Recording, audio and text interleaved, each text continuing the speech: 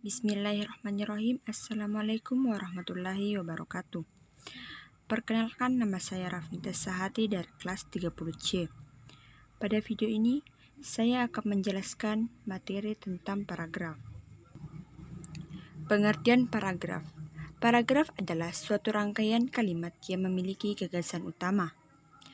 Paragraf berdasarkan bentuknya telah dibedakan menjadi 3 jenis, yaitu paragraf deduktif, indukatif, dan campuran.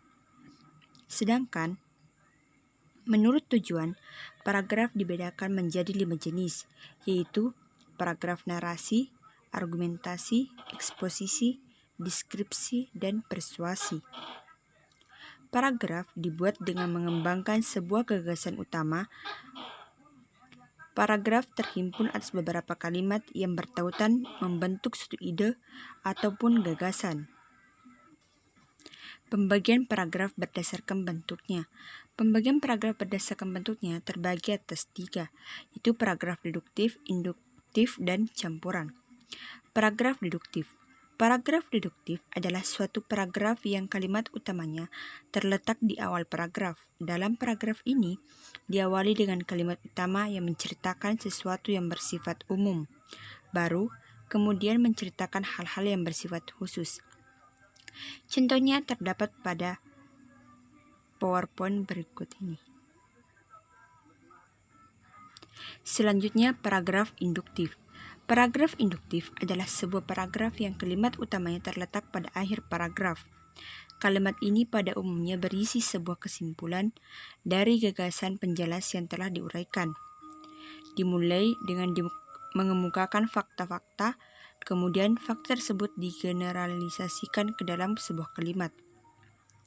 Contohnya terdapat pada PowerPoint berikut ini.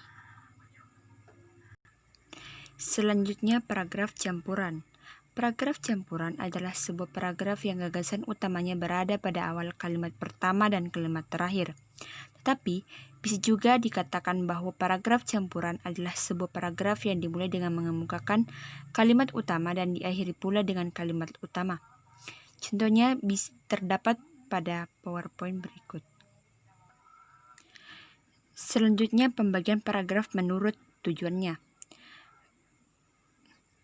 Pembagian paragraf menurut tujuannya terbagi atas 5, yaitu yang pertama paragraf narasi. Paragraf narasi adalah sebuah paragraf yang isinya menceritakan suatu kejadian tertentu yang telah disusun secara berurutan. Paragraf ini berfungsi sebagai penghibur bagi pembacanya.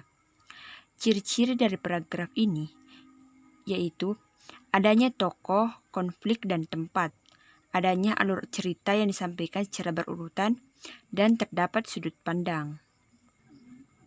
Contoh dari paragraf narasi terdapat pada PowerPoint berikut.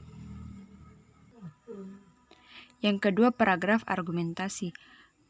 Paragraf argumentasi adalah suatu paragraf yang isinya berupa pendapat atau opini yang telah disampaikan oleh penulisnya. Paragraf ini memiliki tujuan untuk memberikan pandangan terhadap satu permasalahan kepada pembaca. Ciri-ciri dari paragraf ini yaitu paragraf ini berisi tentang tulisan ilmiah,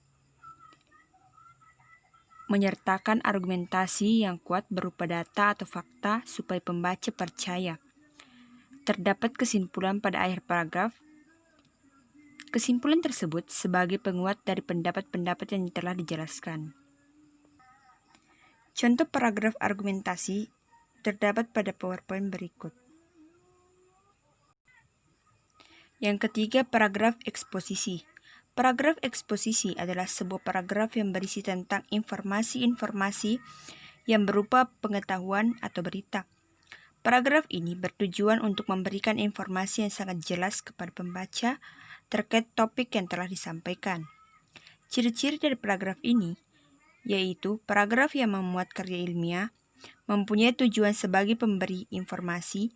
Tulisan yang ada dalam paragraf ini merupakan peristiwa fakta atau hasil dari sebuah penelitian, menyertakan sumber berupa data seperti gambar, buku rujukan, grafik, peta, dan sumber lainnya.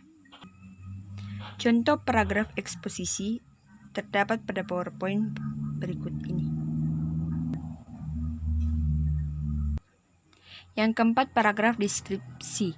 Paragraf deskripsi adalah sebuah paragraf yang berisi tentang gambaran-gambaran suatu benda atau objek yang memiliki tujuan untuk memberikan gambaran secara jelas tentang suatu benda, seakan-akan pembaca merasakan seperti melihat objek itu sendiri. Contoh dari paragraf deskripsi terdapat pada PowerPoint berikut ini. Yang terakhir, paragraf persuasi. Paragraf persuasi adalah paragraf yang berisi tentang ajakan atau himbauan yang telah ditujukan kepada para pembaca, yang memiliki tujuan sebagai pengaruh bagi pembaca supaya mempercayai dan terpengaruh dengan apa yang telah disampaikan dari penulis. Contoh paragraf persuasi terdapat pada PowerPoint berikut ini. Selanjutnya, kesatuan kalimat dalam paragraf. Kesatuan kalimat dalam paragraf yaitu kesatuan alinea. Kesatuan yaitu bahwa alinea tersebut harus memperhatikan dengan jelas suatu maksud atau sebuah tema tertentu untuk memberikan gambaran yang jelas tentang kesatuan yang terkandung dalam sebuah alinea. Kita bisa melihat kutipan berikut ini. Ada 4 macam cara untuk menempatkan sebuah kalimat topik atau kalimat utama. Yang pertama yaitu pada awal alinea, kedua pada akhir alinea, yang ketiga pada awal dan akhir alinea, dan terakhir pada seluruh alinea. Itulah yang dapat saya sampaikan. Lebih dan kurangnya mohon dimaafkan. Wabillahi taufiq wal hidayah. Wassalamualaikum warahmatullahi wabarakatuh.